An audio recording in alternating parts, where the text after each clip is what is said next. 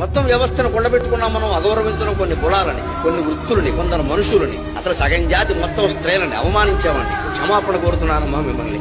భారతీయ సంస్కృతి తరఫున అవమానించాం, మమ్మల్ని క్షమించండి. యావత్తు స్త్రీ జాతి క్షమించండి. నేను చూశాను నా కళ్ళతో. ఆడాళ్ళు పండుగ ఆడదాని నీకెందుకు లోపలికి పో, పెడబుద్ధులు ఉంటాయి మీకు, ఆడదాన్ని నమ్మద్దు అని పుస్తకాల్లో రాసి ప్రచారం చేశారు. కానీ నా జీవితం మొత్తం మీద నమ్మదగిన ఆడవాడు చాలా మంది. మోసానికి ఆడదేం ప్రసిద్ధి కాదు, మగాడు ప్రసిద్ధి. విడిపించుకుతున్నారే, జుట్టెట్టు కొట్టారే, ఆడపిల్లల కంటే చంపేసినంత పని చేశారే. అది నా జాతి చేసిందమ్మా, నా పండితులే చేశాను, నా గ్రంథాలే చేసి. నేను క్షమాపణ కోరుతున్నా, క్షమించకండి. సీతాదేవిని కూడా ఆక్షేపించిన దుర్మార్గుడు మగవాడేనమ్మా, ఆడదుగా. ఇన్ని అన్యాయాలు నిమ్న వర్గాల వారికి, బలహీన కులాల వారికి, స్త్రీలకి చేసేసి ఇవాళ మా మతంలో ఉండండి, మా మతంలో ఉండండి కాళ్ళు పెట్టుకుంటే ఎవడుంటాడండి? సరిగ్గా ఉంటే ఉంటారు అందరూ. జరుగుతున్న విషయం అది.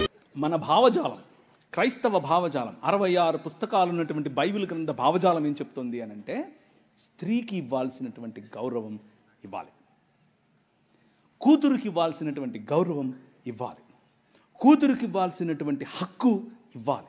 నీ ఆస్తిలో హక్కు, నీ పేరులో హక్కు, నీ కుటుంబంలో హక్కు, నిన్ను చూసుకునే హక్కు నీ కూతురికి ఇవ్వాలి. మిగిలిన ఏ గ్రంథాలు చెప్పలేదు. ఒకసారి నీ బైబిల్ ఎత్తండి. ఈ గ్రంథం, ఈ నల్లట్ట పుస్తకం ఈ దేశంలో స్త్రీకి ఆస్తి హక్కు తెచ్చింది. హల్లెలూయా! ఈ గ్రంథం, ఈ పుస్తకం ఈ దేశంలో స్త్రీకి చదువుకునే హక్కునిచ్చింది, స్త్రీకి నాయకత్వపు హక్కు ఇచ్చింది. ఇందిరాగాంధీ వచ్చి ప్రైమ్ మినిస్టర్ అయ్యింది అని అంటే కారణం ఏంటనుకుంటున్నారు?